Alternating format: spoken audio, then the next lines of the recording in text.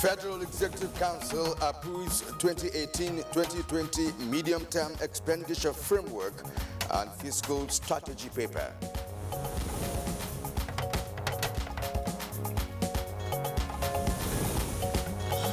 Northern States Governors Forum resolves to work together to end terrorism and other challenges in the country.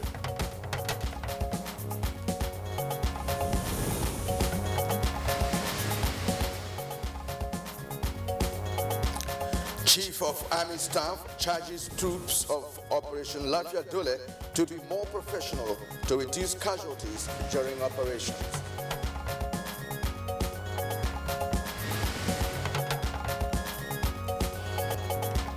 And today on Good Morning Nigeria, our focus is still on the Ozubulu massacre, plus the threat of antimicrobial resistance.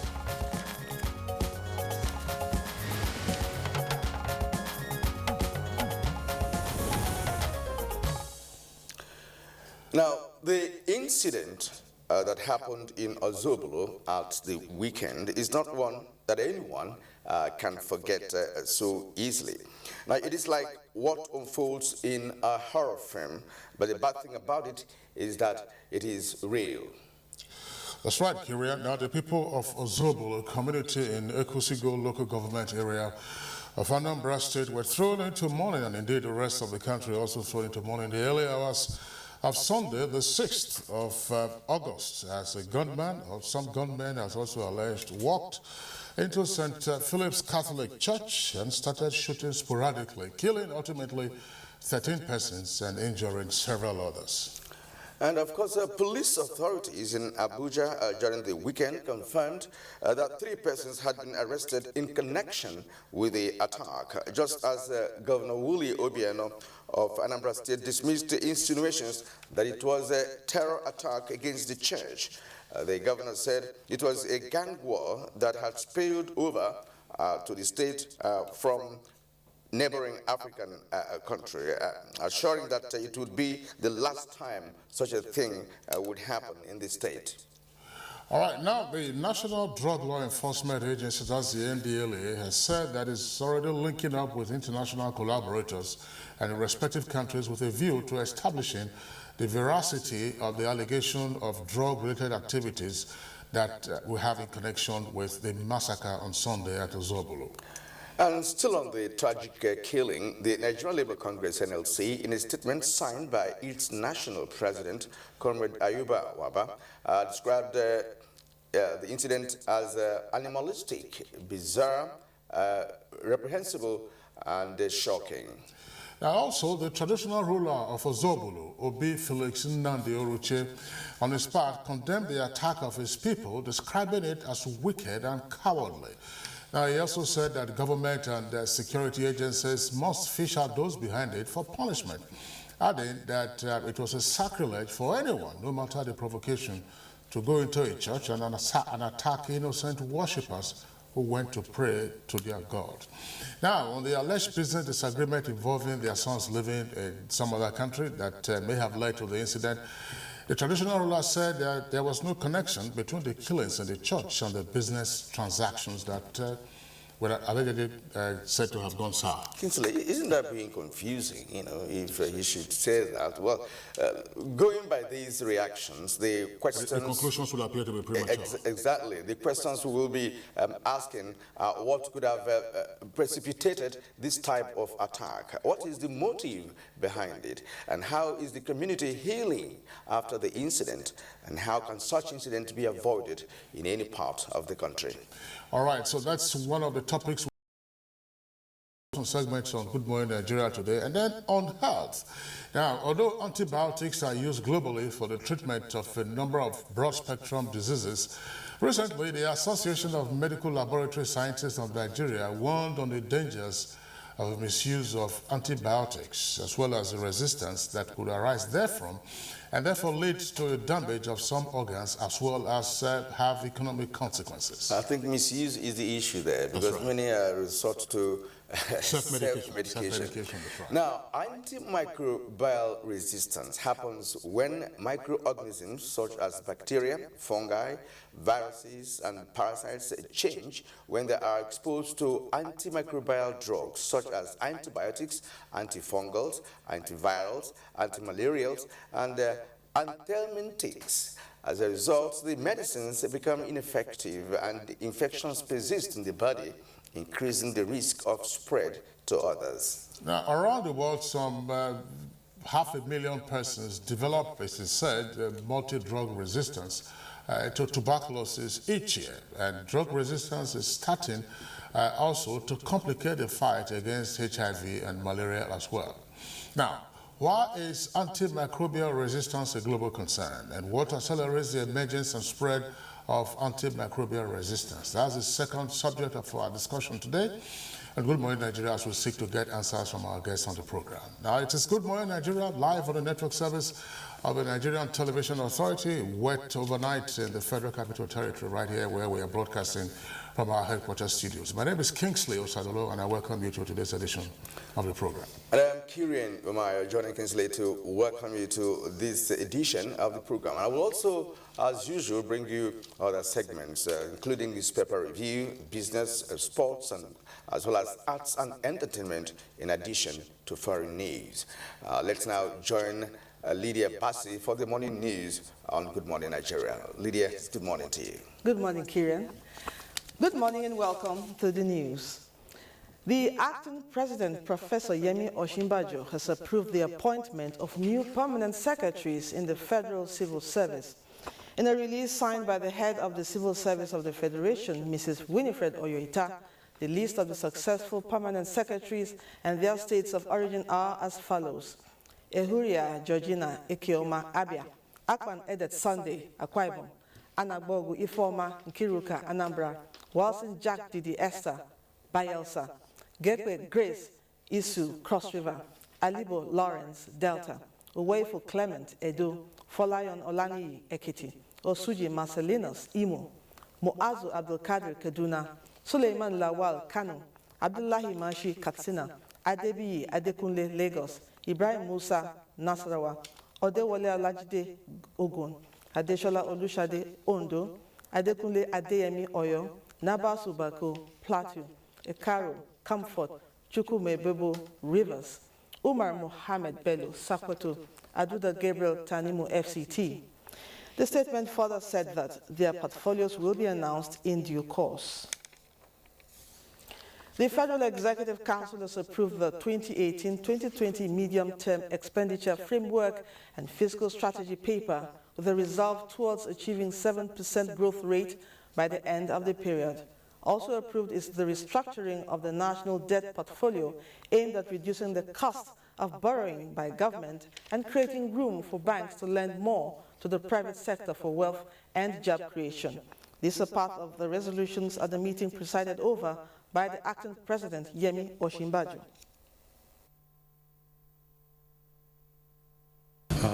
Estimate projection for next year in terms of crude oil production is 2.3 million barrels per day. The price that we've projected is $45. With respect to the exchange rate, it is as indicated by the central bank, which is 305.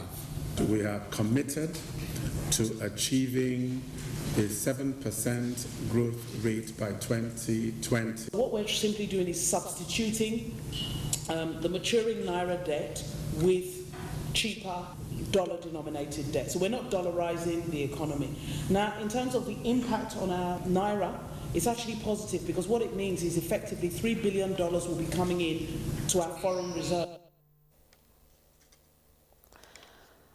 The Buhari Media Support Group, BMSG, has reacted to the large amount of funds recovered from the former Minister of Petroleum Resources, Dizani, Alison Maduekwe. A statement issued Wednesday by the group in Abuja said that the sum of 47.2 billion naira and $487.5 million in cash and property traced to Mrs. Maduekwe by the EFCC is enough to fund the construction of world-class airports in each geopolitical zone. The statement added that the fund is also enough to complete the Lagos-Kano and Lagos-Calabar rail lines, for which monies are being borrowed to fund their completion, as well as fund agriculture projects that could have generated employment for Nigerian youths. The Buhari Media Support Group has therefore called on Nigerians to condemn the massive looting of the nation's treasury by officials of previous administrations. It reminded Nigerians that although the fight against corruption is the foremost policy thrust of President Muhammadu Buhari's government, the fight may not attain maximum result unless Nigerians willingly resolve to join hands with the government to fight it and other forms of mismanagement in government. The group expressed dismay that rather than organizing widespread protests to condemn looting and stealing of government funds by officials, past and present, as often revealed by the anti-graft agencies, some Nigerians are only dissipating energies on attacking President Buhari, the main fighter of corruption on health matters. The group commended the anti-graft agencies, in particular the EFCC, for their sustained efforts in exposing corruption in Nigeria, appealing to the agencies not to give up, while ensuring prosecution of culprits of mindless looting of the Nigerian treasury. The National Assembly has appealed to the media to support the legislative arm of government on its effort to salvage the country from corruption. Chairman Senate Joint Committee on Custom and Excise, Marine and Transport, Senator Hope Uzodinma stated this after a closed-door investigative meeting with chief executive officers of indigenous companies who enjoyed allocation of forex. Some of the companies approached the committee and has expressed their willingness to support our investigation. In order not to breach the secrecy that has surrounded some of their business models, they will prefer to deal with us one after the other. You can do your own private investigative journalism and generate your story from the other side. But we have reported as a Senate that is empowered by the Constitution of the Federal Republic of Nigeria to conduct investigation. And we are to determine the mode of investigation we adopt. The Northern States Governors Forum has donated 360 million naira to the government and people of Borno with a resolve to work together to end terrorism and other calamities in the north and the country at large. Leader of the delegation and Governor of Katsina State, Aminu Bello Masari, presented the donation to Governor Kashim Shettima at the Government House during the forum's sympathy visit to the state. We also assure the people of Borno State that the Forum of Northern State Governors Forum has decided that never will we fold our arms to see what will happen in the Middle East happen again. The Chief of Army Staff, Lieutenant General Tukur Buratai, has ordered troops of Operation Lafia Dole to be more professional and responsible to reduce casualties during their operations. He gave the directive while at military formations in Wilari and Bama in Borno State.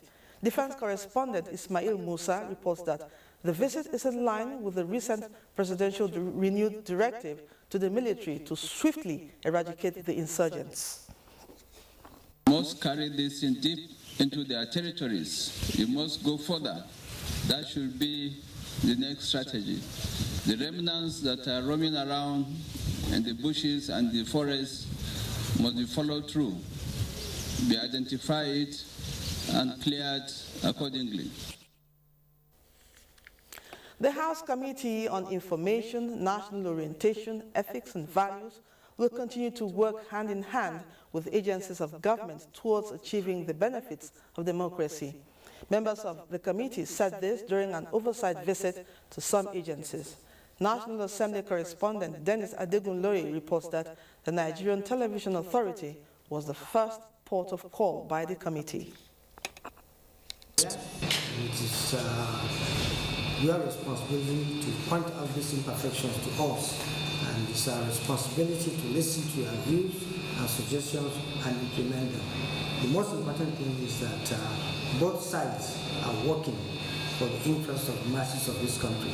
In NTA, we are impressed with the presentation, and we are calling on the other agencies to emulate, and we'll come back on Friday to VON and FRCN. And that's the news. Good Morning Nigeria will continue after this break. Good morning. Nigerians. Suicide bombers are not spirits. They are not ghosts. They are human beings like you and me. They live amongst us. They are your neighbors. They are your friends today, but terrorists tomorrow. So you must know your neighbor now. Security begins with you and me. Know your neighbor. Be vigilant. Be security conscious. Report suspicious persons, objects, and movements to the police and other security agencies. The security of our nation is a duty for you and me. If you see something, say something. Nigeria unite against terrorism. This message is brought to you by the Federal Ministry of Information and Culture. Welcome to the new world of superb taste, now here in Nigeria. Everyone, try it and enjoy the delicious goodness. We are bringing our new noodles to every corner of the country. That's right, it tastes great. It tastes fantastic. It's time for a new noodle. Nigeria, you want the truly delicious taste? Come and get it!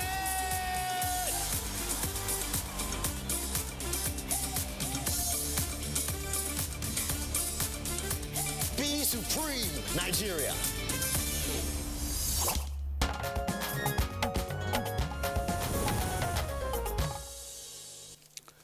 Nigeria is to encourage production of more agricultural produce for exports to boost revenue, as experts call for caution to Nigeria's rising debt profile. Details on Business News with Joy Uzo. Hello there, thank you for joining me on this segment of Business News. Year-on-year headline inflation is expected to increase by 0.16% to 16.26% in July, leading to a reversal of a positive trend of the last 5 months. Experts say the influence of base year effects on headline inflation has weakened immensely. In their estimates, month-on-month inflation is expected to taper significantly to 1.37% from 1.6% in June. This reduction in the monthly inflation is a manifestation of further exchange rate appreciation, as the Naira has been relatively stable in the forex market. PMI, a proxy for manufacturing activity, improved further to 54.1% in July, signaling an expansion in manufacturing activities, though supply-side constraints persist. Manufacturers are building up inventory levels on the perceived idea that the economy is improving. Unfortunately, this is occurring in an environment with Naira illiquidity, large carrying costs, and dwindling disposal income. The rains and flood in July disrupted movement and reduced traffic to supermarkets. Power supply dropped below 3,000 megawatts per hour in July. Further findings by experts also show there was a general moderation in food prices. The decline in power supply from the grid during the period resulted in high electricity costs, while the price of diesel, which is generally used to power generators and trucks, increased by 6.25% to 170 naira per litre. An economic analyst has this to say. Even though we're beginning to improve on what we have right now concerning our revenue, but it's still not enough to be able to cushion the deficit position of our budget. So having said that, of course, when the inflation increases, prices of goods and services will start rising again. I know that the country is doing a lot to be able to cushion this, but not enough yet to be able to take care of the situation we envisage happening by next year. And I cannot say we'll stop borrowing right now, because we still have a deficit to cover in our budget. The infrastructural facilities we need to create will be done, and monies will be borrowed. And if those monies will be borrowed, this situation will happen. So what we have to do again is just to grow the real sector in order for us to have enough manufacturing, and money will obviously be generated through the private sector, and so that the country will be less dependent upon government. Analyzing the consequences, experts believe that if the inflation numbers change direction as anticipated, the OC at the MPC will again be emboldened to maintain the current stance. We are thus likely to see the status quo maintained. Still on the economy, with the instability in the global demand and supply of crude oil, Nigeria is to encourage production of more agricultural produce for export for more revenue. Minister of Agriculture says all oil exporting countries are taking steps to diversify their source of income. I don't see any other sector that can salvage this country. It's only agriculture that can provide the needed job, that can provide the needed wealth. In the meantime, the Plateau State government have signed a Memorandum of Understanding, MOU, towards a joint development arrangement of scale potato production in the state and set up a potato processing facility in Jos, the state capital. This will provide a boost to the economy of the state and increase job creation. Finally, a quick check on how the equities market fared this Wednesday on the floor of the Nigerian Stock Exchange.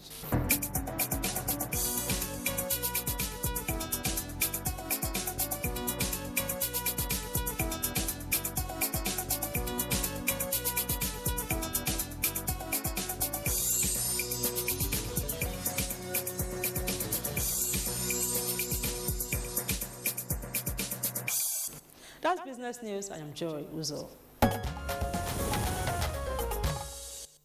Joy Uzo there with Business News on Good Morning Nigeria. Thanks a lot. A newspaper review is next.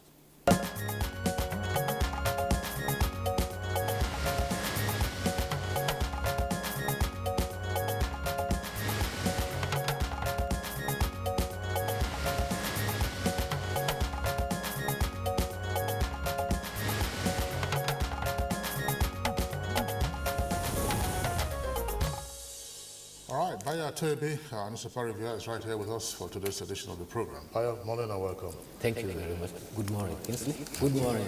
Welcome, Bayo. All right. And good morning, Nigeria. Okay, let's begin by taking a look at this day newspaper. There's a story there on the economy that is the lead for the paper. It says federal government restructures debt profile to issue dollar-backed treasury bills. And it has 4 riders to that headline. Extends maturity to 3 years. Approves 2018-2020 MTEF, that's the medium-term expenditure framework, and pegs oil benchmark at $45 and retains 305 naira to $1 exchange rate. And external reserves hit 31.2 billion naira. So, federal government is structuring debt profile, and let's say that badly weighed down, this is the first paragraph of the story, by the debilitating effect of Nigeria's huge debt.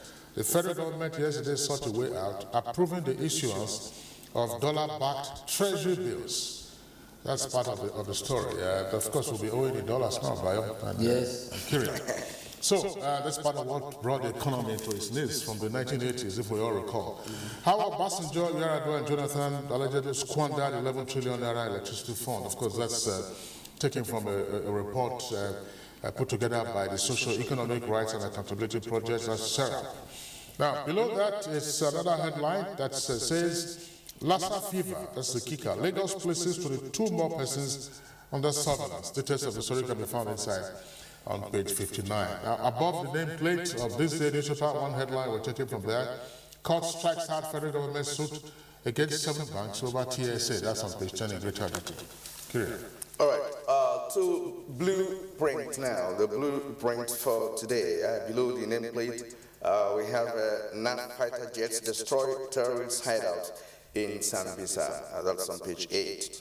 Obiano to Oyegun, You lack moral rights to speak on good governance. That's Obiano, the governor of Anambra State, talking to the chairman of the APC. And that's on page 15 of Blueprint. And a little below that, militants declare Nigeria Republic October 1, page 8. Lassa fever built in Yobe, and that's on page 16 of Blueprint. And then on the right is cookie crisis. Finally, APC to reconcile Bello, Melaye, and others. The full details is on page 8. Now, the main headline on the Blueprint this morning: while we back restructuring by retired generals. Yes, what comes to mind here is the fact that some of those retired generals were in charge of this country, for some years, before 1999. And again, we have a photograph here showing how some northern governors visited Chief Akonde over the death of his wife. And below that is how OBJ Jonathan government squandered the 11 trillion electricity fund by Sarap. Details from page 6 of Blueprint. And Anambra 2017, NIS receives voter cards, orders from foreigners on page 9. Yes, the story that Kingsley read is about refinancing treasury bills in dollar currency. The Minister of Finance, Kemi Adeosun, explained this. He says it will be cheaper to borrow in foreign currency than to borrow in naira, because for when you borrow in dollars, you pay an interest rate of 7%. And when you borrow in naira, you pay double that amount. Therefore, Nigeria is going to take the advantage of the cheaper option. He says government has entered the era of economic recovery, and she has projected that the growth rate for this year is put about 2.3%. You will recall that the International Monetary Fund had projected about 0.8% growth, which invariably means that consequently we are likely to pull out of the recession.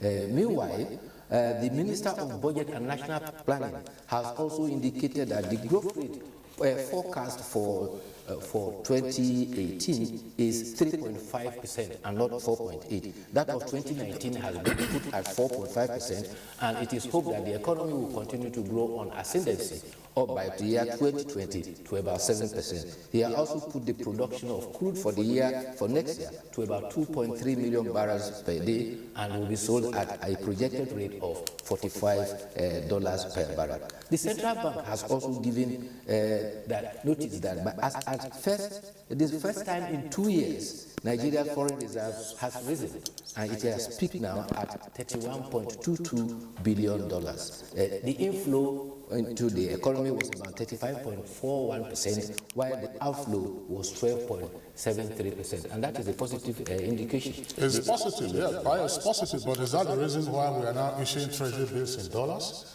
I mean, we have only $31 billion in our foreign reserves.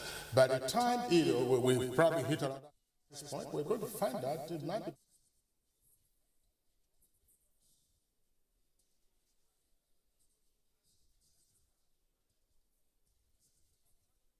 issued at about 18% in the meantime. The Monetary Policy Committee meeting of the Central Bank met the other day, and they said they were returning all the parameters, as they were, and they were not moving ahead. Now, the argument by the finance minister is saying that, look, okay, if we borrow in dollars, if we borrow 7%, or domestically, this is what the figure is, 18% or more. The question is, why is it that our interest rates have always remained this high at the local level, and why are we now going out to borrow?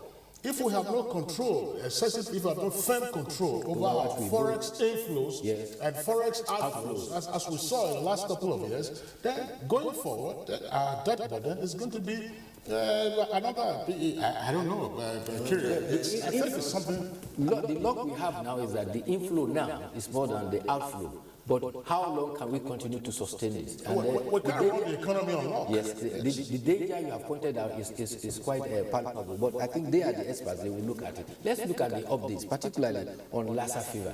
Lagos State has confirmed that 3 more cases of Lassa fever have been confirmed, and the people are under clinical treatment. The 3 were among the 100 people that were identified and were followed from the 2 persons that died. Also in Yobe State, 4 persons are being quarantined for clinical examination. You maybe recall that 7 persons were initially admitted. 3 of them have been discharged. The Commissioner for Health for Yobe State, Dr. Bello Kawawu, says there's no cause for alarm and they are monitoring the situation. However, the conclave of Catholic bishops of Nigeria, under the auspices of the Catholic Bishops' Conference, have reacted to the Ozubulu murder. They say it is a devastating and despicable new dimension of terrorism. The bishops said it has heightened fear and insecurity to life and property in the nation. They also call on government to go beyond just rhetoric by arresting the perpetrators and bringing them to justice. They should also provide succor to those who have provided, those that were injured until they have recovered. The traditional ruler of Ozubulu has also reacted. Yeah, that's one of the topics we're taking for our discussion segment later this morning. Let's return to the papers. The Authority newspaper has as its lead story with a kicker, corruption. CEOs owned up on missing 30 trillion naira. That's according to the Senate. And because of that, as Nigeria loses 11 trillion naira in power sector. This story, it says CEOs owned up to missing 30 trillion naira, that's according to the Senate. And this has to do with the companies that have been investigated over revenue leakages covering a period of time, including the import and export, what they claim to have exported, what they claim to have imported. And then above the nameplate of the Authority newspaper, we have the following headlines. Anambra governorship election, APC opts for consensus candidate. That's on page 5. And 600 traders benefit from 30 million naira empowerment grant. And over 800,000 PVCs uncollected in Edo, Kogi, and Zamfara. That's attributed to INEC. And court orders forfeiture of 7.6 billion naira in Desiane's account. Secondly story has to do with Ozubulu. It says Ozubulu committee names 12 victims of gunmen's attack and 22 injured in emergency care unit. All right, the Nigerian Tribune for today, below the nameplate, we have some headlines there. Alleged 30 trillion revenue scam. While we met companies behind closed doors. That's the Senate now talking. The stories on page 29 of Tribune. Troops kill 6 Boko Haram insurgents in Borno, page 7. Of Tribune. Kogi APC, uncertainty over Tony Momo's committee report on page 34. And Oyo, over 1,000 structures on waterways for demolition. That's on page 8. That would be a very good exercise if that is successfully carried out. And then we have other headlines there. Bafemi Awolowo Prize for Leadership 2017. Our foundation calls for nominations. That's on page 2. The major headline on the Tribune this morning, why the federal government will borrow in foreign currency. Finance Minister Adelshu there. Page 4 has details of that story with the writer that says government ready to finance $3 billion treasury bills. Then beside the photograph on the Tribune this morning, Buhari, police wrong attacking protesters. Senate. As Jim Ike, Aisha, Yesefu, John, Charlie Boy, others to defy police on page 6 of Tribune. Ex-militants want 541 billion naira expended on amnesty probed. Page 10 has that story. And again, below that, we have Ozubulu attack. Church releases list of victims. We have other stories too. And then Luth on the issue of Lassa fever. 3 Luth workers test positive. Others still under surveillance. That's on page 7. By your concluding analysis. Yes, I wanted to draw attention to the what Minister of Information, Alhaji Lai Mohammed, has said. He said government is not only preaching against hate speech, but will also act. He said that the National Broadcasting Commission is to sanction all stations that indulge in broadcasting hate speeches. Also, he said, I'm sure security authorities will go after anybody engaging in it. Hate speech is speech that is intended to insult, defame, intimidate, and in fact, bring contempt to persons on the basis of certain traits, either their religion, their race, their ethnic group, or based on disability. In fact, in some clients, they even add sexual orientation. It is patently speech that expresses contempt and hatred of a person, and this is not allowed. In fact, the United Nations has outlawed it, and persons are being tried for crime against humanity for hate speech. All right, the sexual orientation is not an issue for us. That's right, it's a crime, you know.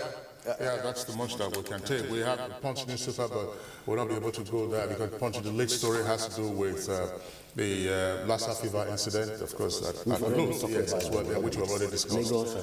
That's right. So, Bayo, thank you for being here on the program today. We'll see you again tomorrow. Thank you very much. All right, it's Good Morning Nigeria, the network service of the NTA. We'll take a short break now. When we return, we're discussing the Ozubulu massacre and, of course, also looking at drug resistance diseases, as well as the challenges that this poses to the pharmaceutical and then indeed the medical world.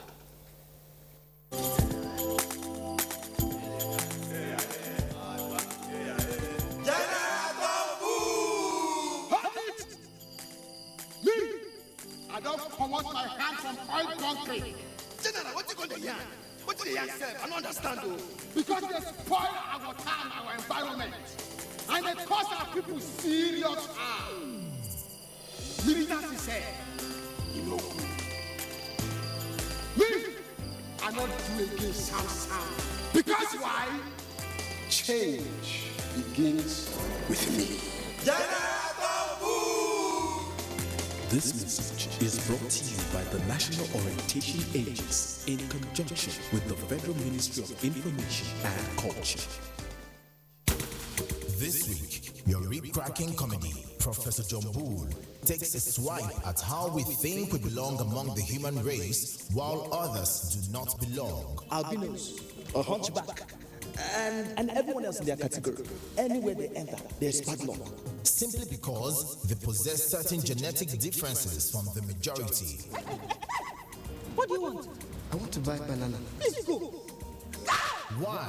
We all feel pain, joy, and human blood flows in all of us. Nani went to your shop. It's a restaurant. Yeah. Any naming ceremony names you want to get to it, get to it.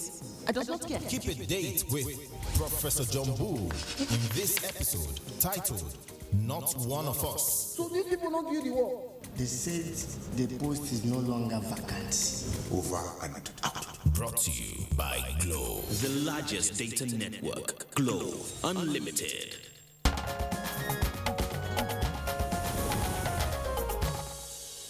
All right, now to kickstart our discussion on the Ozubulu attack that took place on Sunday, we'll take this background out from our correspondent, Timothy Yusuf.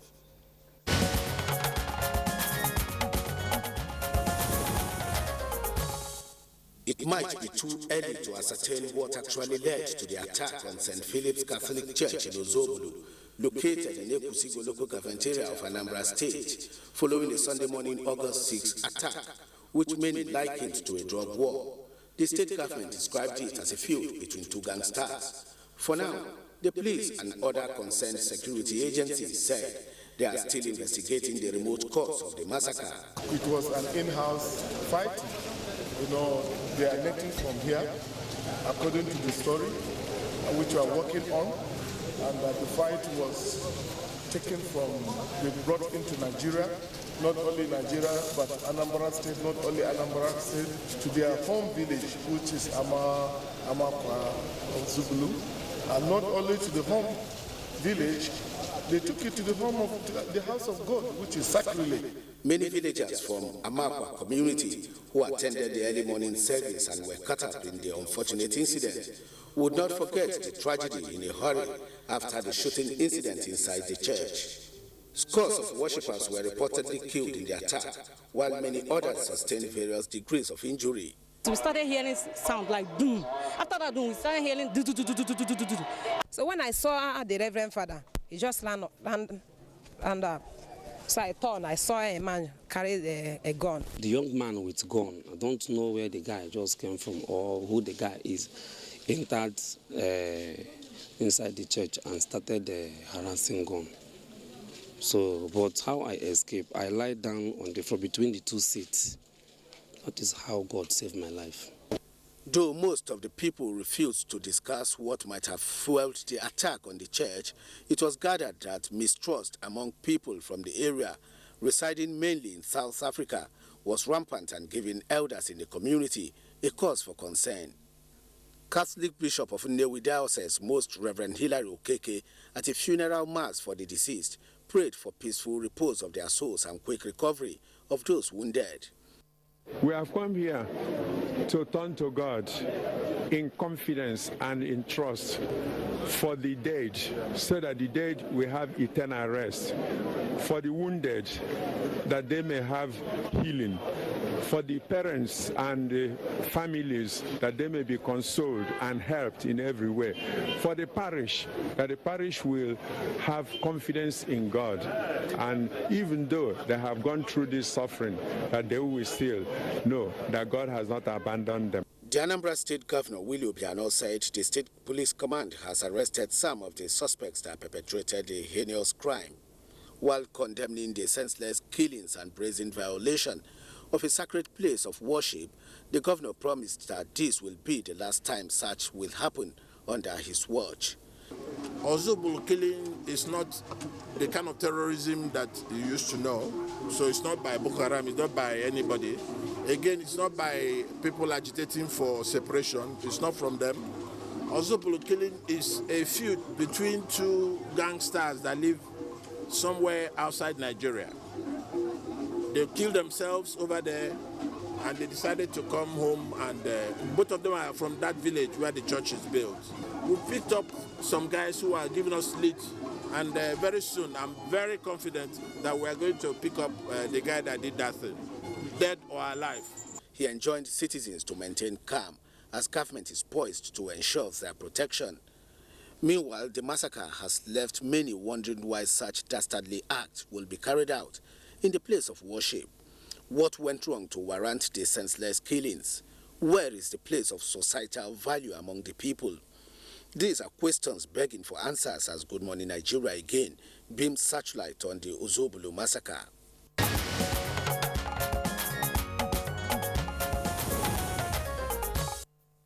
Thank you, Timothy. That's indeed a very sad story.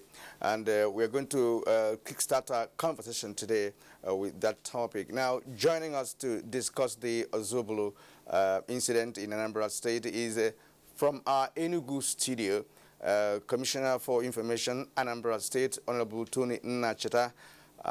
Honorable, thank you for joining us this morning.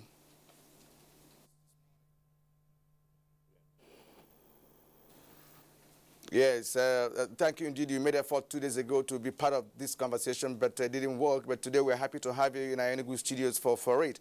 And also we would like to welcome on the to the program Garba Omar, Commissioner of Police, Anambra State. Commissioner of Police, welcome to Good Morning Nigeria. Good morning. Okay, thank you. I welcome both of you once more to this conversation. Actually, I know Ozubulu very well as a peace-loving community, and so it was indeed bad that what happened really took place. And in this connection, I'd like us to start the discussion by knowing what the situation is like in Anambra State, especially the Ozubulu community. And I'd like to begin with the Honorable Commissioner of Information, Anambra State, Mr. Nnacheta.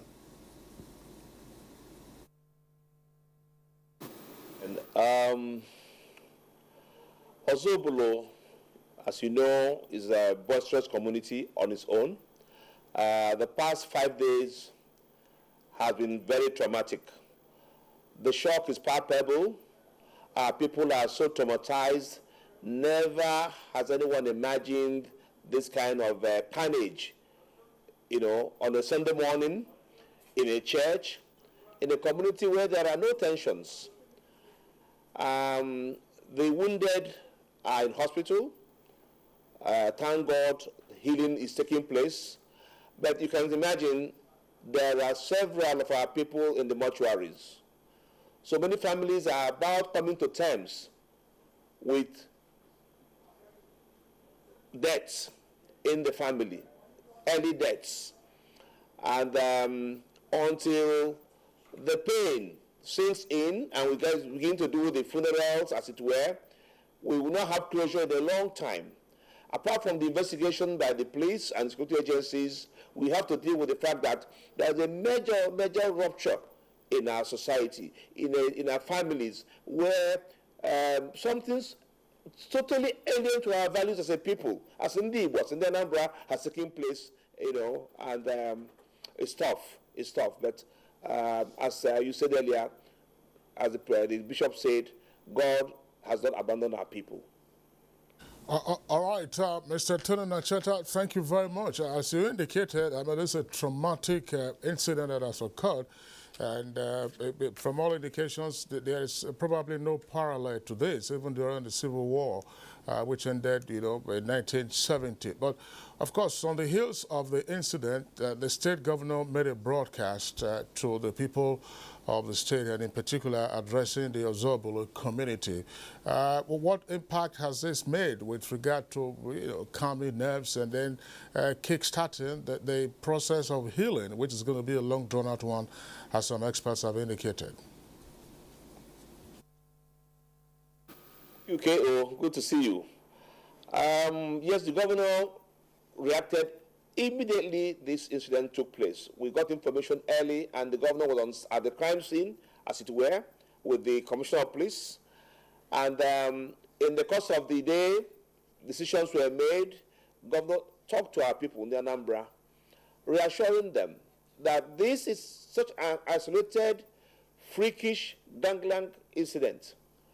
Between then and now, we are coming to terms.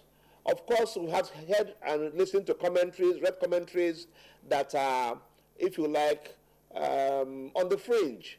Our people know that Anambra has been one of the most stable states in Nigeria. In fact, the safest state, the most stable and the safest state for the past 40 months.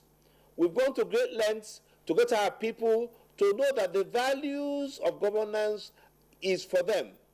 So for somebody to walk into a church, disrupt our peace in a gangland-style manner, it is tough to take. However, we have begun the process for the funerals. We know that kith and kin will have to travel into the community to help. We know that NGOs and the church, they are working up their own facilities and their own personnel to counsel.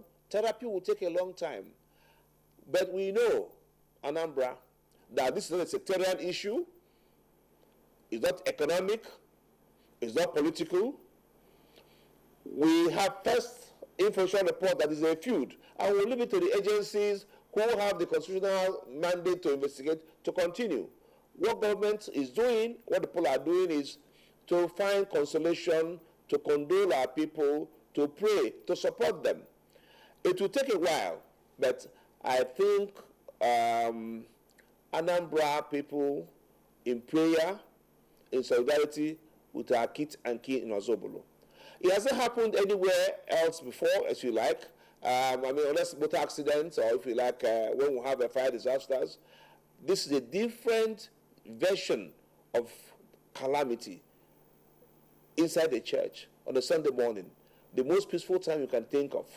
Hapless persons, men, women, children, for no justifiable cause. They were not at war. They were not in dispute. They had nothing. They were there praying to God. But you know, as a pastor said yesterday or so, let's try some consolation. That if you must die, maybe you can die in a church. Die in a church. Die while talking to God. But that would be some consolation for our people. It's not so much of it, but we must find some silver lining somewhere. It's tough. Thank you very much, Honorable Commissioner. Consolation indeed And as Kinsley mentioned earlier, it's going to take some time before this can heal, knowing Ozubulu community as very peaceful and least expected an attack, let alone in the church on a Sunday morning. And now let's move to the Commissioner of Police, Garba Omar. Thank you once again for joining us.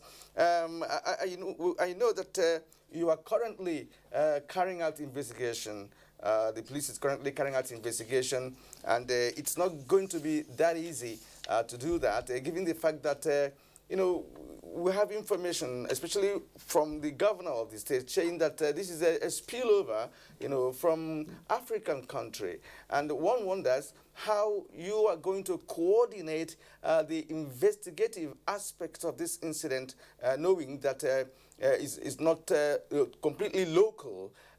Please bring us to speed to what is actually happening now with respect to how far the investigation is going, because Nigerians want whoever is involved in this to be punished. Very much, Karen.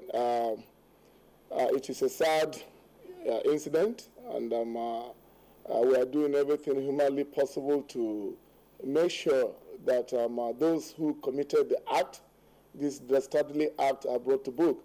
But however, as you said, the investigation is going to be like a little bit difficult because it involves some individuals that are living outside the shore of this country. We put in place a structure whereby we are liaising with the Interpol. Whoever that is involved in this, we get to him wherever he is. But meanwhile, locally over here, we have gathered intelligence and we are working on certain issues that may possibly very soon lead to the arrest of some of the key actors in this. And that is what we are working on as of now. But the Commissioner of Police, thank you very much. But there's been an indication that this blowout that occurred had been brewing for a while. Some indicate a couple of years. There seem to have been no early warning signals that the police authorities were keeping a tab on to at least forestall or frustrate the mayhem that occurred on Sunday.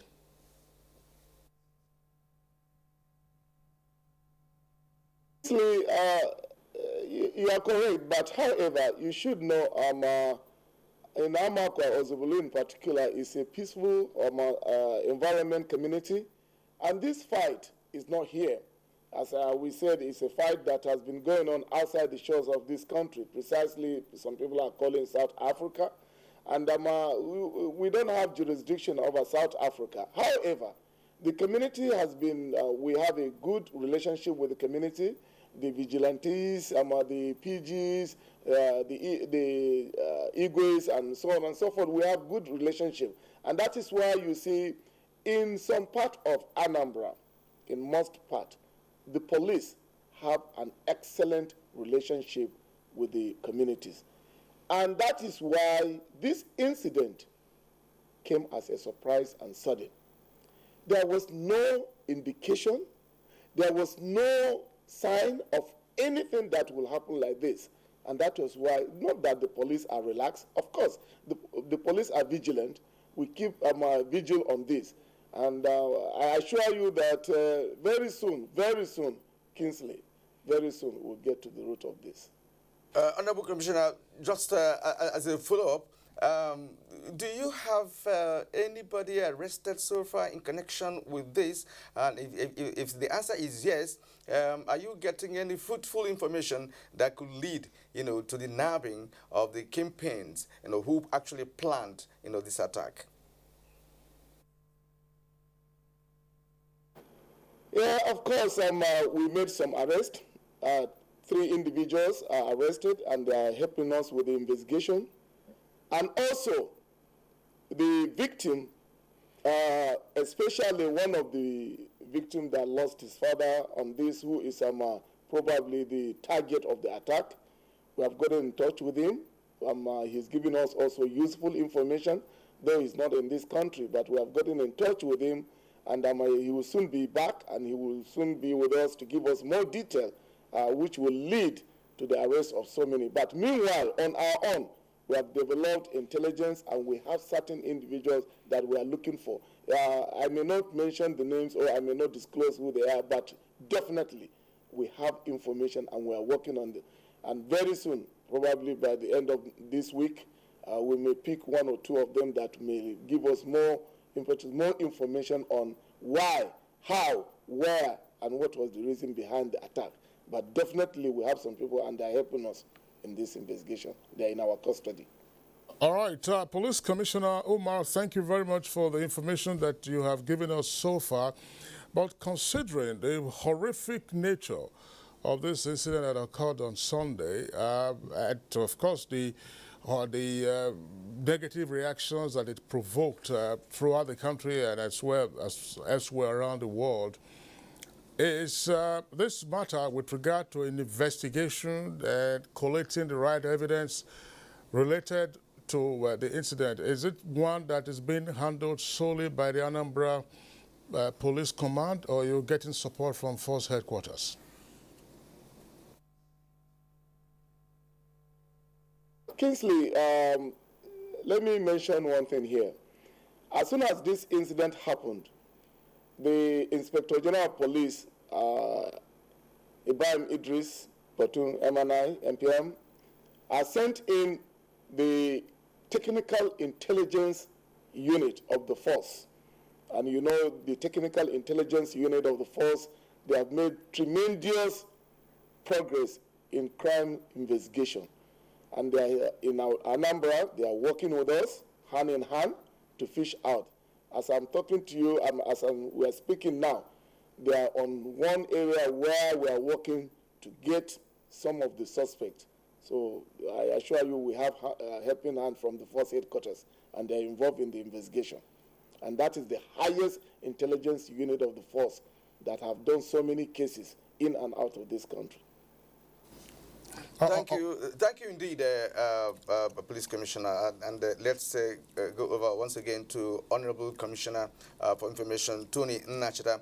Honorable Commissioner, how can the state government, help to rebuild the trust so that it will not lead into gang of warfare? What I want you to do here is to let us know the efforts being made by the government to ensure that people conduct themselves properly, especially those who throw around, wealth, with reckless abandon. People show off, and that there should be practical steps that you need to take, to really look at how, people conduct themselves, especially when it comes to who has what and how do you throw such about. Thank you very much, Kyrian. I think we will start from ourselves. Let's say the media has a major role to play here. The media, in this first instance, for example, has to be careful not to encourage hate speech and libelous material around the place. There's a rush to judgment on the social media. People are struggling to name names, to conjecture, to speculate, and to pass judgment within hours, within days. Perhaps that's not the first thing to do. Secondly, for the government of Anambra State, His Excellency has taken charge, and he is on top of this situation. Utmost importance is attached to this situation. However, recall that in 40 months of the Obiano administration, we've changed the conversation in Anambra. We've changed the narrative. Our people, for example, went through the recession without feeling the recession compared to Nigerians. We have moved a lot of young men to work. We have created employment with the GDP of Anambra has increased. And that is when you think of what has happened in Nigeria in the past, if you like, 2 years of recession. Therefore, with the government pushing investments coming in, $5 billion worth of investments, 23 out of 33 on site already, across various sectors, agriculture, manufacturing, and name it. With this happening, our town unions, our traditional institutions, they have seen performance, and they're saying to our people, bring your wealth home, bring your portfolio home, set up A or B or C cottage industry across our 21 local governments. Government have been talking about it. Indeed, at the 25th anniversary of Anambra State last year, if you like, November celebration, the governor's theme was Akulue Uno. Akulue Uno is bring your portfolio of investment, bring some home. We're not asking you to bring everything you got. No. Bring 10% of your portfolio, put them in Anambra. It will enable us to generate employment, generate income, generate taxation. If we go that route, we will have a lot of our young men and women going to work, getting their esteem, getting some future.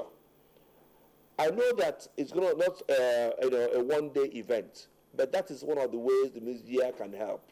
And the government is already doing what to do. We now need partnership with the media.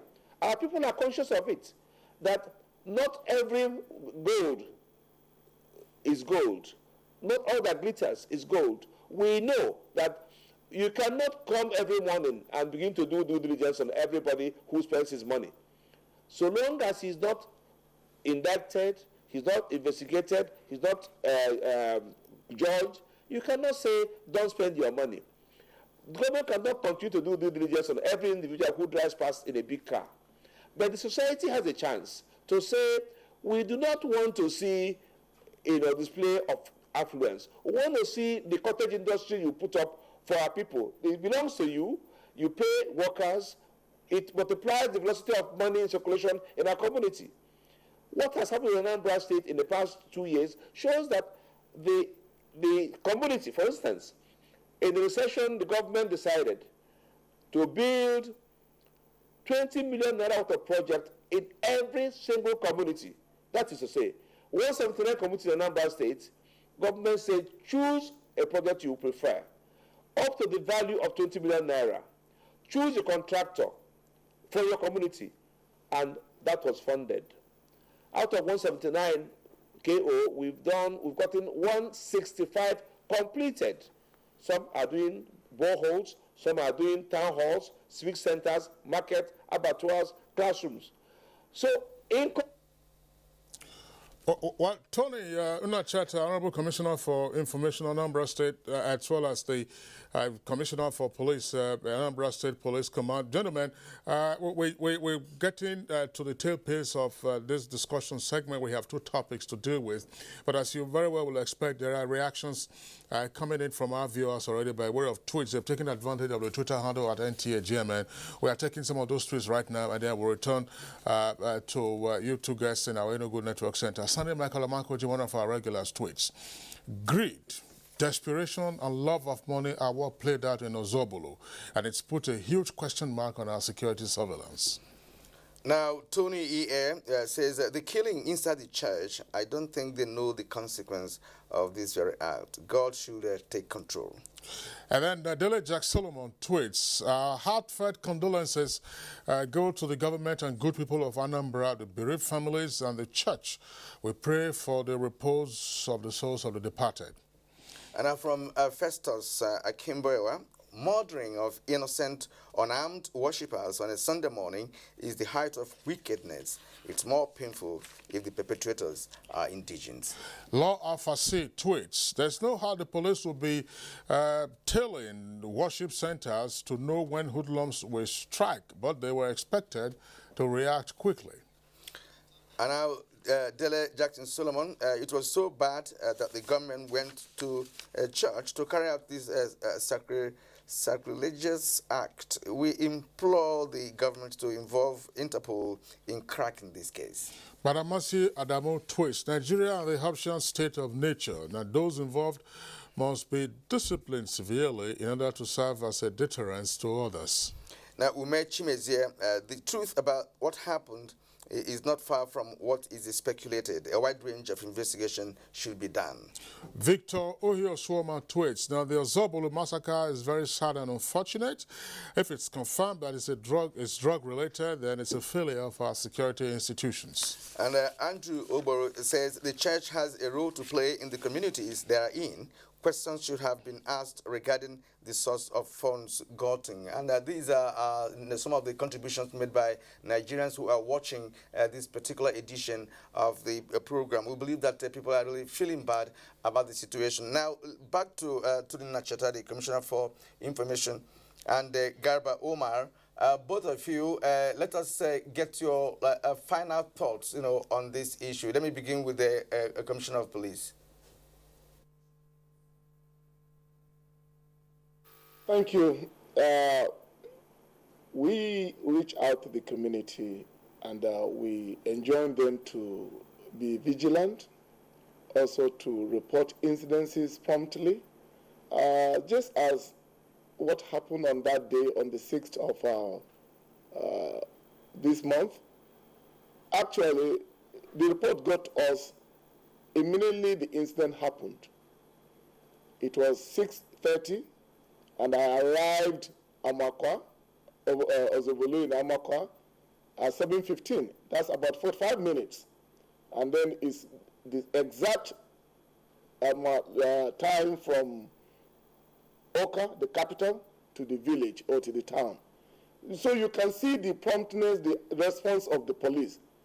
It was there we discovered some of them that were willing, and they have not even been taken to the hospital. We evacuated them. We made sure we saved so many lives by that act. And the assailant came in much earlier in the morning, around 6:15, committed the act, and then left before we came in. That's about 45 minutes. Now, what we are saying is this shows you the relationship between the community, how prompt and the action and the response of the police. However, we are not exonerating or we are not giving excuses, but we are appealing to members of the public to understand that there is need for serious vigilance from each and every individual. Whoever comes in, whoever goes out, a new face, a face that you don't know, please inform the authority. There are so many security agencies around. Inform them. And even you cannot, we have the local vigilantes that have been working with the police. Because community policing, you have to involve the local people. Because the police, some of them are not from there, some of them they are from other states, but they work hand in hand with the vigilantes. And the vigilantes are attached to old police stations, which means there is need for vital information to the police so that prompt action could be taken. And also, I need to state this. It is because of this I restructured when I took over the mantleship. I restructured and introduced what we call sectorized policing. Sectorized means I take a number of districts or streets, I assign particular policemen with a number with their names and number given to the community. In the event of any incident, report to the community. And that is why we are reaching out to the public, to the communities. So we are appealing to them. And then we are also appealing to members of the public, especially the press. Please report exactly what happened. Or give a report that will not generate tension in the country. And because the more we were reading in the social media and so on and so forth, that was not correct. And that is my stand. We will give our best and we'll make sure that we get these culprits and we'll bring them to book. Thank you very much. All right, that's the Commissioner for Police, Anambra Police Command. That's Garba Umar. We'd like to appreciate your being with us on the program this morning.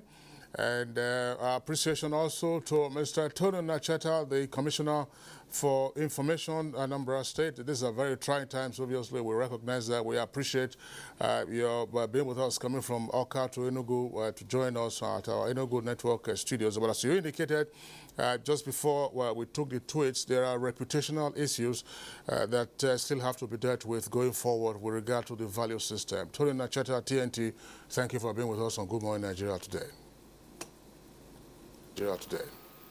Thank you very much. Hey, Good Morning Nigeria, reaching you live on the network service of the Nigerian Television Authority. We'll take a short break now. When we return, we'll be dealing with our second item for discussion.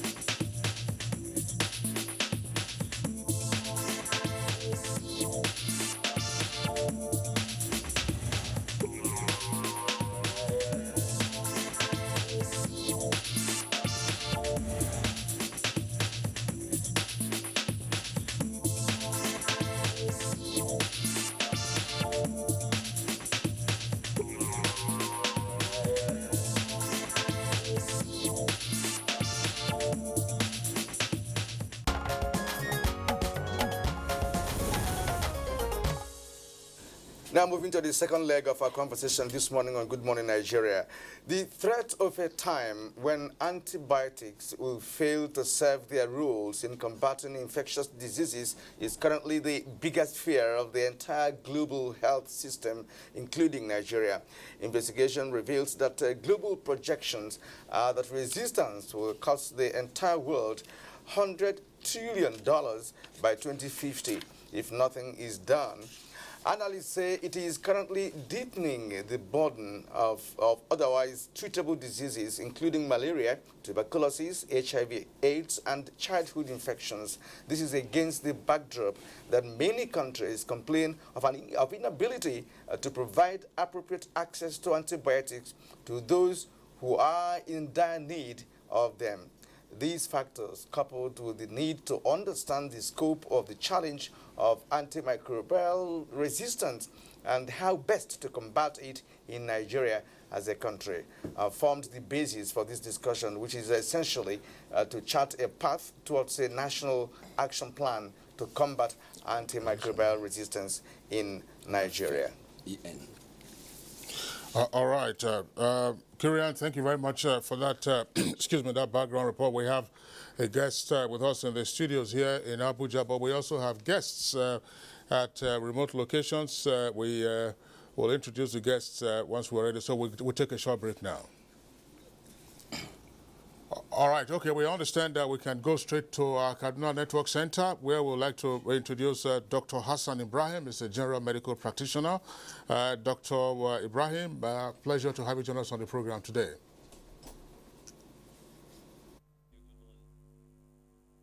And then from our Ibadan studios, we have Mr. Oduton Adedoyin, who's Director of Pharmaceutical Services at UCH, that's University College Hospital at Ibadan. Mr. Adedoyin, thank you very much. Oh, sorry, that's not Mr. rather, that's Adedoyin joining us. There's some challenge that we have with regard to the issues that we need to clarify. That's from our Ibadan Network Studios, Director of Pharmaceutical Services, UCH, Ibadan Adedoyin. A pleasure to have you on the program. Thank you. All right, now we have a guest also in Lagos. Once the guest is ready, in terms of our link up with Lagos, we'll get that done. But with us here in the Abuja studios, Dr. Frank Odafen. Dr. Odafen, pleasure to have you join us on the program. Good morning. All right, gentlemen and lady, you're welcome to this segment of Good Morning Nigeria. And I would like to start with Oduton Newton Adoin, the Director of Pharmaceutical Services, University College Hospital, Ibadan. Because when we talk about this microbial or antibiotics or what have you, we are actually talking directly to the pharmacists who actually manufacture these drugs. So, madam, what is the situation? What does it really mean to say that there is a resistance of certain drugs and known to have treated certain cases over the years? Thank you very much. Well, drug resistance means that there is a resistance to the drugs. Just as simple as that. What it means is that in the past, some antibacterials, anti-infective drugs that have been effective in the treatments of some diseases are no longer effective. It means that the bacteria have developed resistance to these drugs, and the drugs are therefore not effective and cannot treat the diseases anymore. And therefore, we have this epidemic in our hands, and something must be done to curb the situation. All right. Thank you very much, Adedoyin, from my Ibadan Network Studios. Let's go over to Kaduna, where we just introduced Dr. Hassan Ibrahim. That's a general medical practitioner at GPS, it said. Dr. Hassan Ibrahim, for medical practitioners, let's say for a doctor who, of course, has to prescribe medication, for any ailment. What is the implication of the drug resistance microbes that we are seeing all around us? What does that mean to you as a practitioner?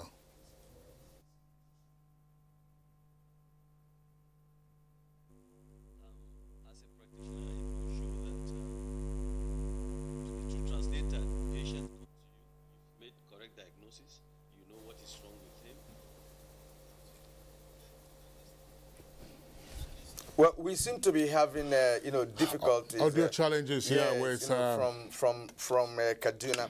So while that is being worked out by our engineers, let's talk to Dr. Odefel. Dr. Odefel, frankly speaking, I know how it feels as a medical practitioner when you prescribe and your patient is still suffering the disease in question. So how has it been like? How has your experience been like, facing this kind of anomaly?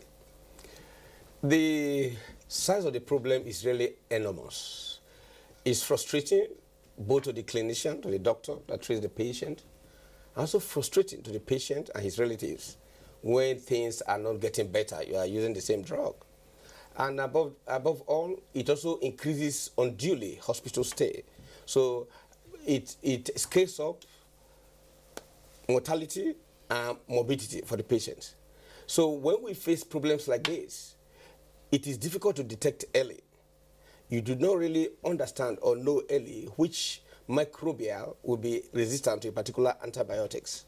So when this is eventually detected, it means the cost of treatment will increase. And this is very wholesome in the context of the economic environment we are in, economic recession. And the disposable income of our patients is very, very low. So a doctor is now in between two things: affordability for the patient and the quality of care for the patient. And as a trained clinician, you are skewed in favor of quality of care. So it therefore means that most private practitioners, for instance, will have to plow in their own resources to treat a patient who will have to stay longer and have to employ costlier drugs for treatment of such a patient.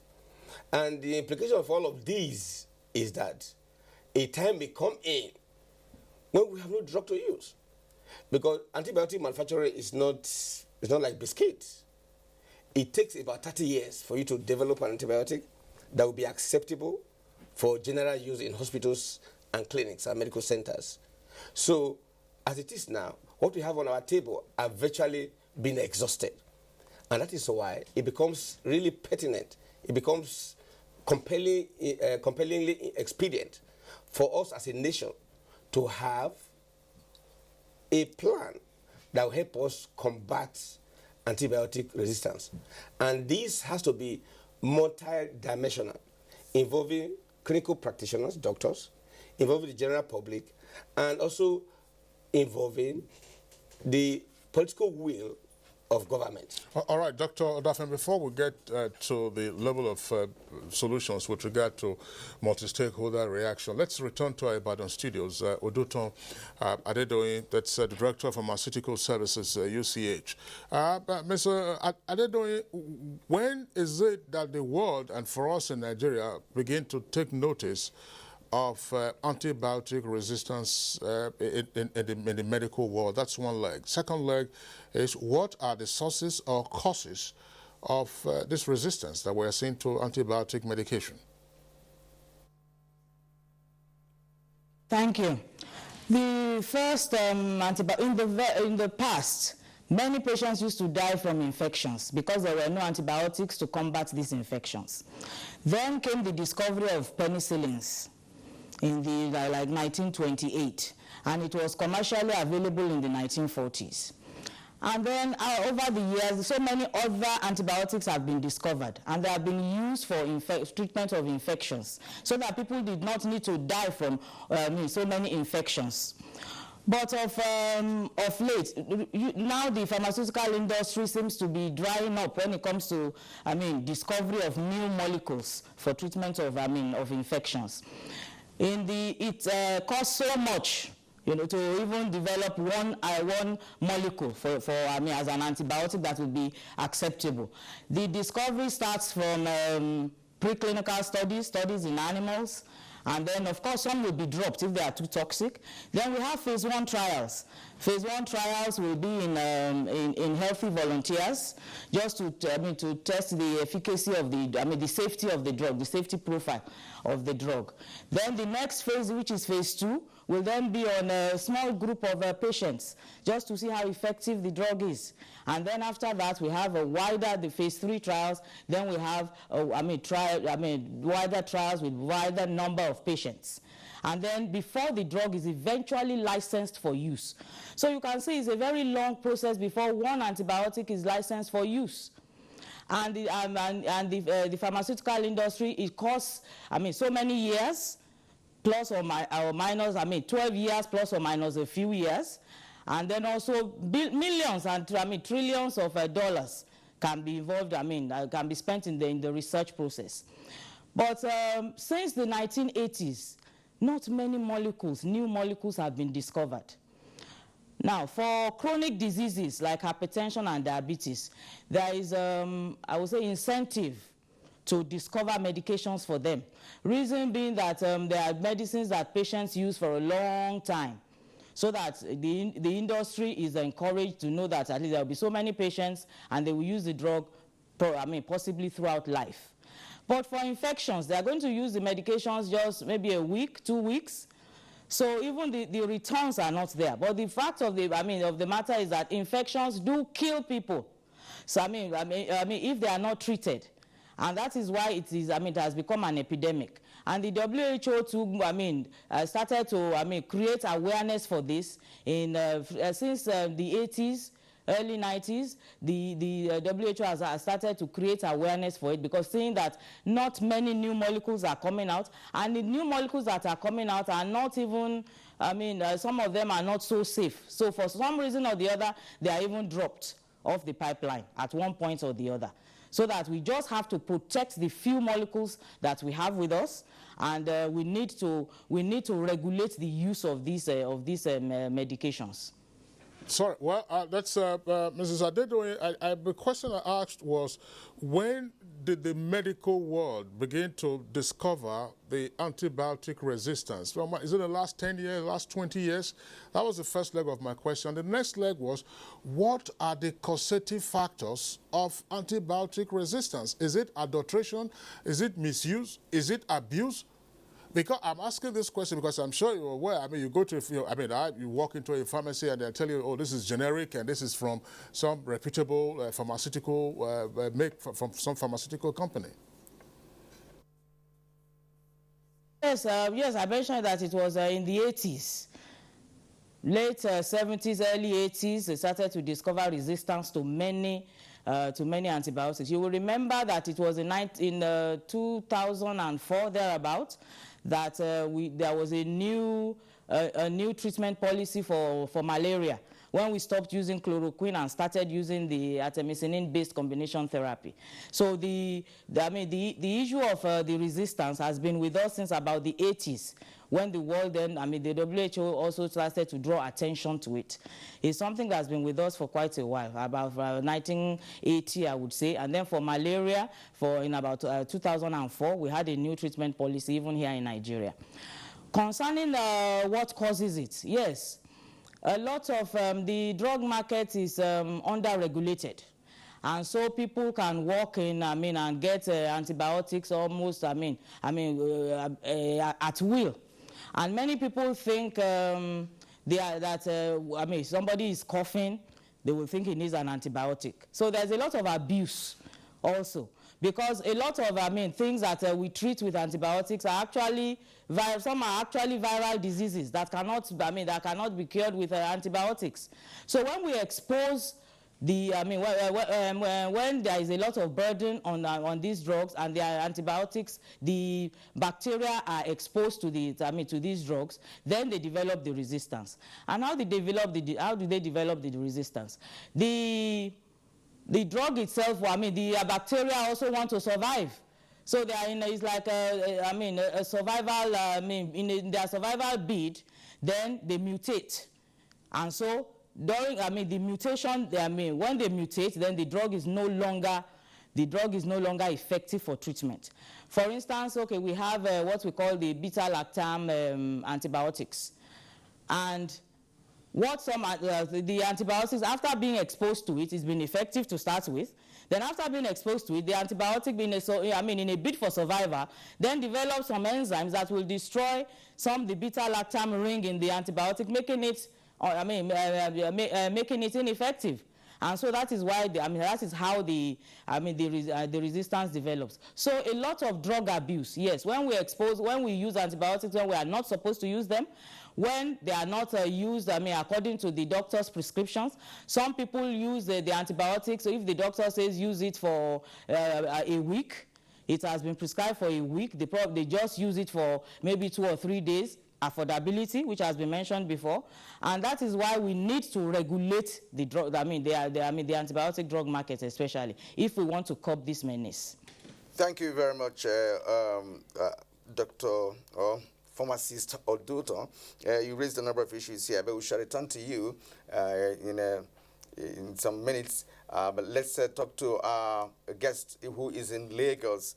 Dr. Albert Alkali is a consultant pharmacist, Quality Control and Drug Production, Fellow of West African Postgraduate College of Pharmacists and National Chairman of Association of Community Pharmacists of Nigeria. Dr. Alkali, good morning and welcome to the program. Good morning, Nigerians. It's a pleasure being with you this morning. All right, you have listened to other guests on the program making their own contribution to this conversation, and we would like to also have your take on some of the issues they have raised concerning this issue of microbial resistance, of diseases of known antibiotics that were used previously. And again, as a pharmacist, I would like also to look at the angle of what can be done. Thank you very much. Antimicrobial resistance is a global problem, and it's a good thing that the whole world is looking at it now. As a pharmacist, I would like to look at the cause, one of the causes, very serious causes of antimicrobial resistance, and that has to do with the drug distribution system. You know very well that drug molecules are very specific. That is, they are products that should be treated with care, and handling processes should be done with care. In some cases, some of these products are not properly handled. By the time they are getting to the patient, the quality is already down. And when you have a suboptimal ingredient in a molecule given to a patient for treatment of infection, especially antibiotics, at the end of the day, the delivery will not be there, and you have resistance developing. We also have the issue of the use of antibiotics in animal husbandry. It's also a very big problem as regards to the development of resistance.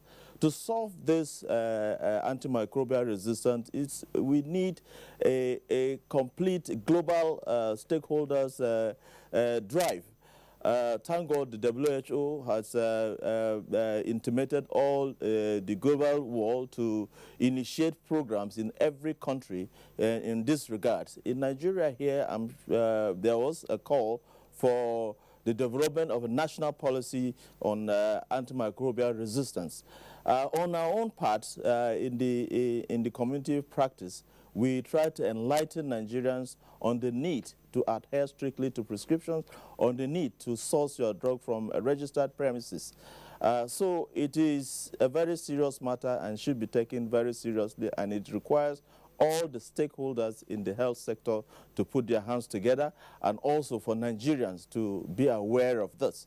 And it's an initiative that requires the national policy, and also requires finance and the engagement of civil society in the advocacy for to be able to cope this menace.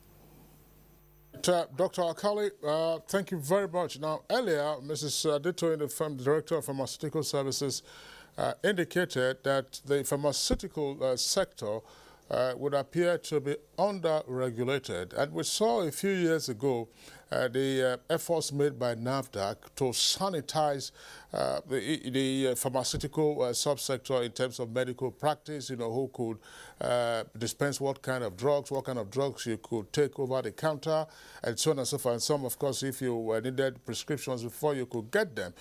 But you're talking about having the global response. Is it more of a global response or a local response? I'm sure there are a number of countries that you visit and you ask for certain kinds of medicines, and they will tell you and they will ask you where's your prescription, and that prescription should not be older than 12 months. So what is, from your perspective, what is our local response? Where is NAFDAC in all of this? I mean, how come some of the systems, safeguards that we had in the past would appear to have collapsed? I mean, you see all kinds of medicines being picked across the counter. The pharmacist or just the salesperson there looks the other way, gives you the drug, and then gives you your change if you have any. Thank you for that. I was talking of global response. Well, it will be domesticated. Now, if talking about the general drug distribution in the country, thank God there is a national drug distribution guideline. However, this national drug distribution guideline is yet to be implemented. I will use this opportunity to actually encourage the government. The government should be able to support the Pharmacists Council of Nigeria, support NAFDAC, in the implementation of this national drug distribution guideline, which has the potential to sanitize the drug distribution from the beginning, that's from the manufacturers to the retail pharmacies.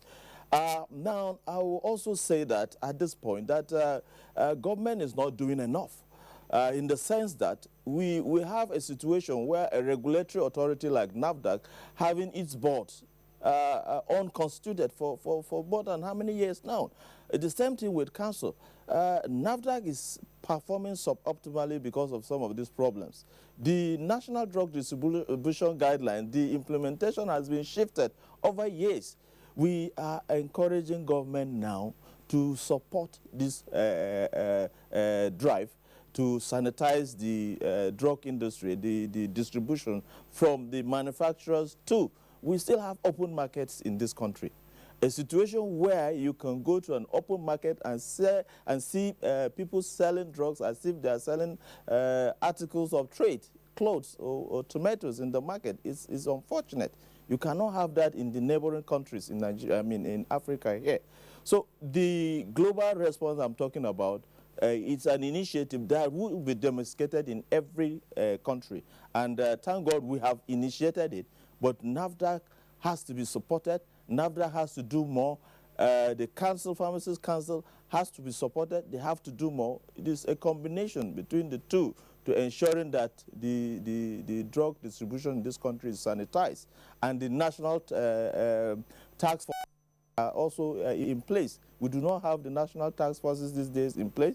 We do not have the state task forces doing anything. So the total distribution of drugs is, the distribution system in this country is actually chaotic and needs to be taken very seriously. It's an emergency, actually. We should declare it, and we should take, government should take appropriate steps to ensure that this matter is resolved.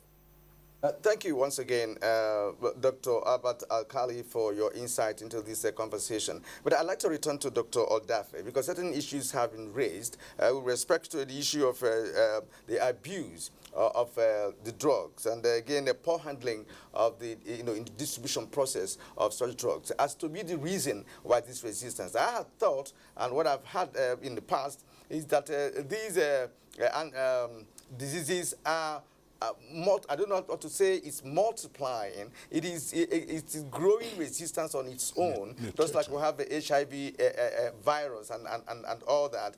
Mr. Oduton did talk about the issue of moving away from nivaquine and chloroquine to the antimicrobial and all of that. It doesn't mean that the chloroquine or nivaquine were abused at the time, but it's like a transition from what is better. So, Dr. Dafe, I'd like you to square this up, with what the situation is like. Because you also talked about it is compellingly expedient for us to do something. And you said this is multidimensional. I want your take on this. Well, we have to approach it from two fronts. From dispensers of the drug, from the clinicians, and from the point of view of the general public. First, from the health sector. There are some intrasectoral schism in the health sector. People are not following what they are trained to do. First, one of the reasons for multi-drug resistance is drug misuse. For instance, a doctor prescribes some treatment for a patient, maybe with pneumonia. So go and take this tablet, say cefuroxime, take it for a week. The man doesn't have enough money to buy it. Maybe he goes to a pharmacist and tells the pharmacist, I have 2 naira, can you give me only 2 tablets? The professional thing is for the pharmacist or the medicine seller to decline, because it is subliminal dosage. So in that way, if such a patient is given such a drug that is inadequate, eventually it breeds resistance. And two, on the part of clinicians, we must be prudent in prescription of antibiotics. Antibiotics should only be prescribed only when absolutely desirable and necessary. Over-prescription of antibiotics is a factor, it's a causal factor in breeding resistance. And again, like you say, familiarity breeds contempt. Like Mrs. Oduton did say, bacteria are living things, and all living things, the first law is survival. And to survive like a human being who are sensitive to the ongoings in their environment, bacteria are to also scan the environment and see, oh, this thing is not happening. They are overusing this antibiotic. They have a conference. Let us decide what to do. They mutate. They change their genetic disposition. It's just like what we say in agricultural farming. If you farm a piece of land for too long, the yield decreases. So it's the same thing with antibiotics. Overuse for too long a period is contributory. So one of the things we must do in this country, which I'm sure the ministers of health are already planning and designing, is national action plan against antimicrobial resistance. And one of the cardinal things that we need to be done is to create adequate advocacy for physicians, for pharmacists, for other drug seller, patent medicine drug seller, and for the general public to be aware. Because we are medically illiterate in this country. Most people who went to school, but when it comes to medicine, we are abysmally illiterate. And this must be redeemed. And one other thing that causes antibiotic resistance in our disease is this agricultural farming, fishery, and livestock. Most people now embrace livestock farming.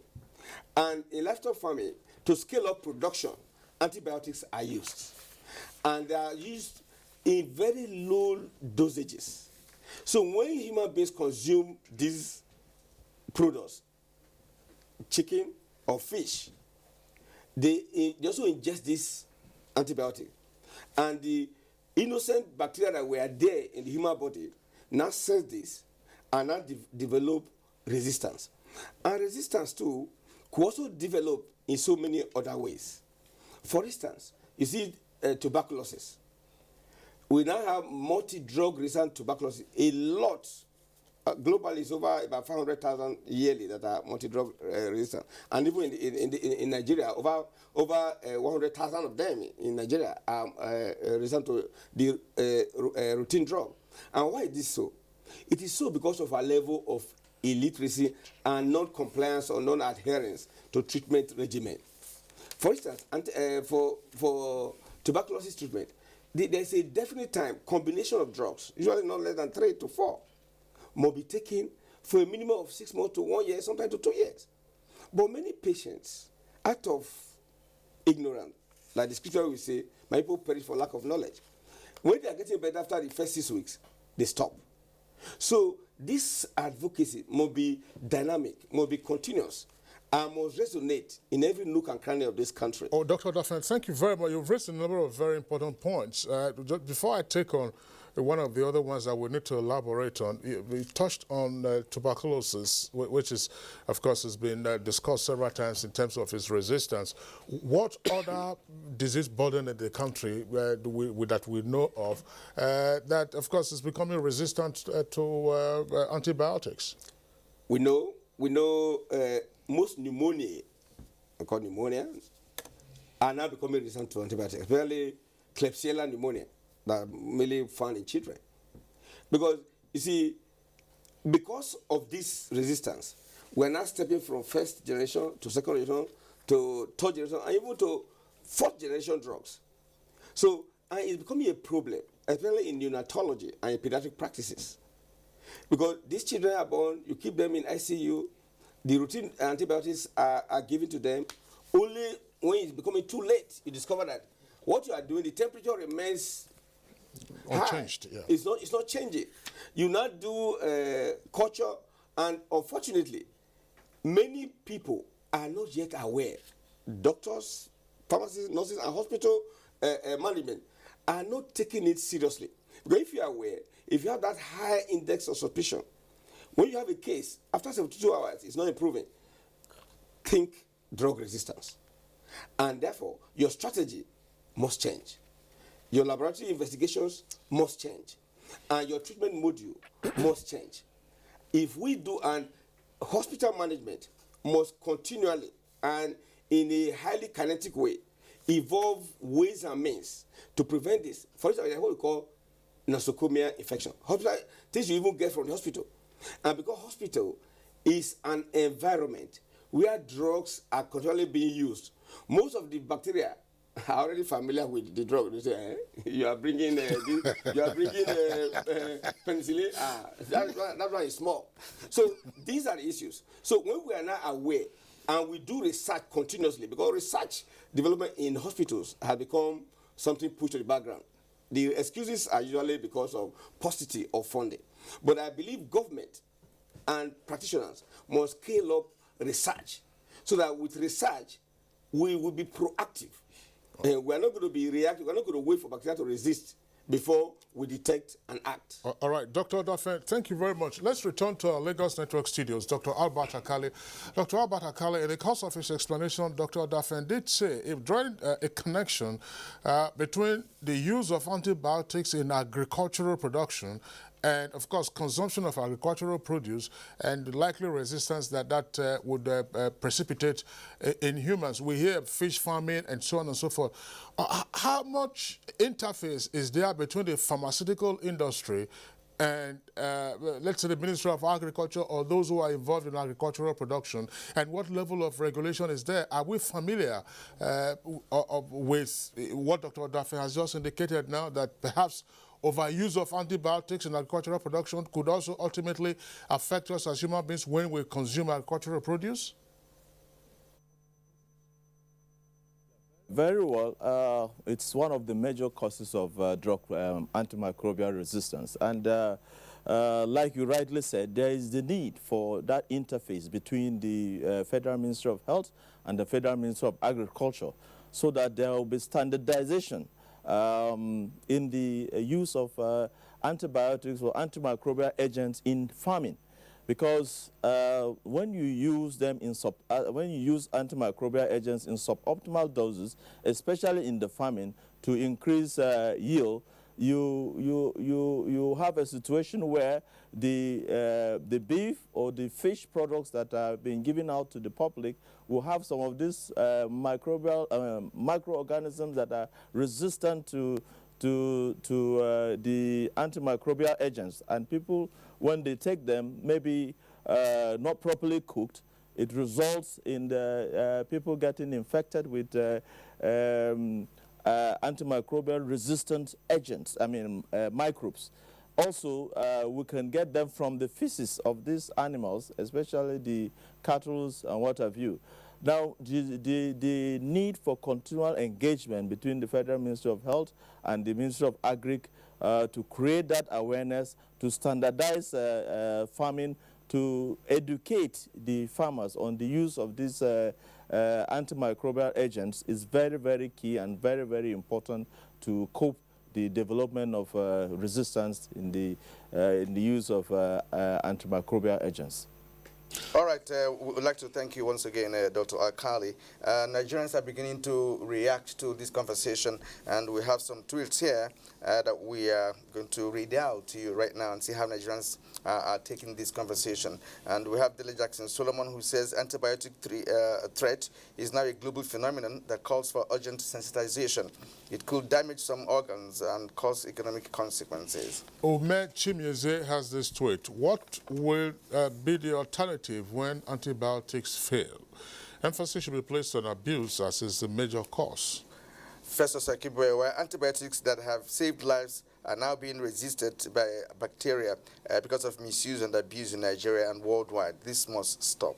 Jacob Chile tweets, we should as well consider the adequacy of the required percentage of the components of the drugs.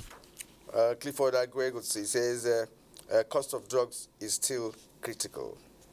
And Festus Akimboyewa again tweets, governments around the world should support drug companies with investment in research so that antibiotics can be made better and more effective. Dele Jackson Solomon says, consequently, the uncontrolled use and misuse of antibiotics in animals, fields, and poultry has further worsened the menace of antibiotics resistance. Rockball Locosin tweets, please stop using healthy humans for your experiment and research. Lab mice still exist.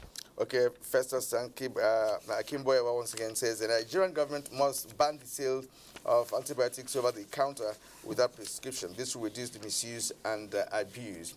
And let's return to Oduto Adedoyin for her closing remarks. And Madam, in your closing remarks, I'd like you to take a look at this interface we were talking about between the Ministry of Agriculture and that of Health. And in this connection, I'd like to ask you, what role should traditional medicine play in this connection? This may be a global phenomenon, but we can have local therapy for it.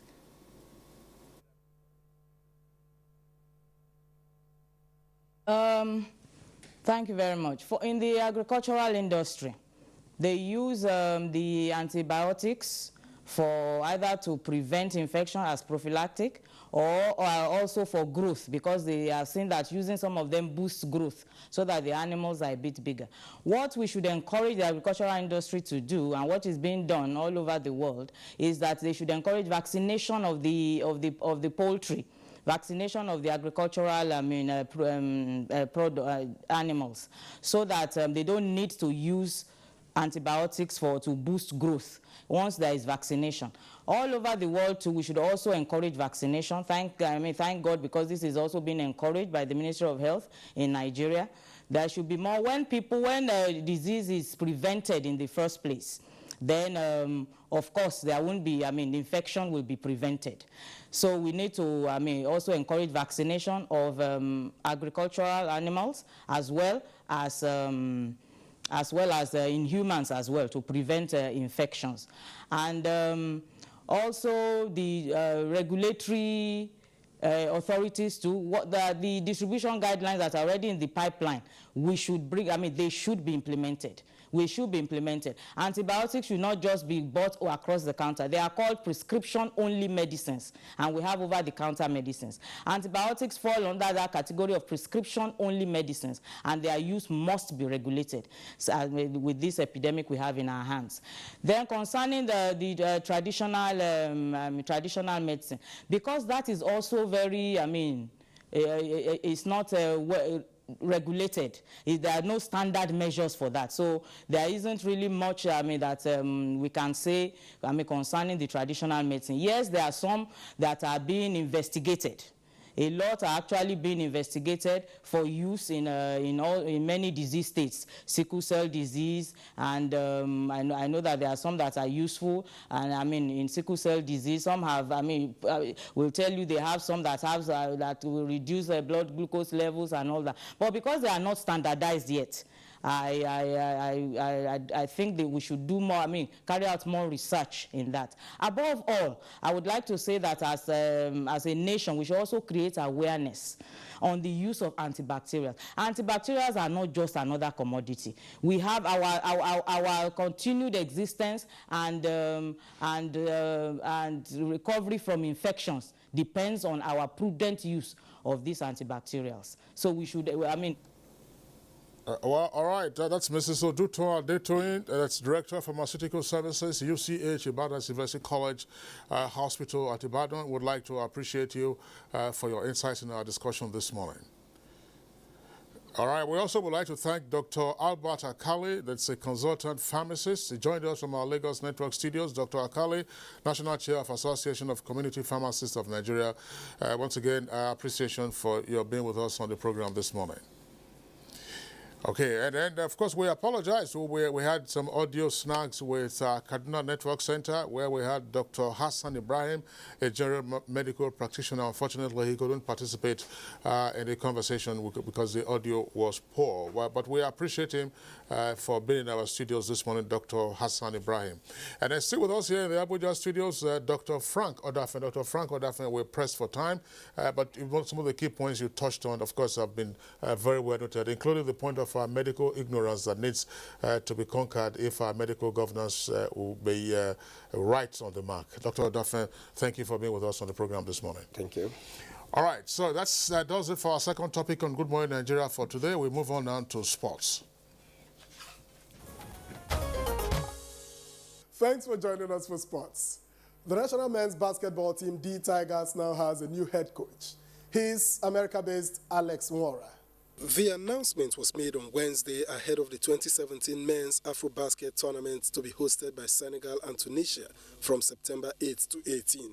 MBBF President Musa Kida said the decision to appoint Nwora, who guided Cape Verde to the 2013 Afro-Basket, where they defeated D Tigers by 79 points to 76, was born out of the desire to give qualified Nigerians the opportunity of making history with the national teams. He added that the senior men's national team will start training on August 12 ahead of the championship. And in tennis, world number one Andy Murray has withdrawn from the Cincinnati Masters because of a hip injury. The Scot had pulled out of the Rogers Cup with the same injury, which also hampered July's Wimbledon campaign. The 30-year-old could lose his number one ranking to Spain's Rafael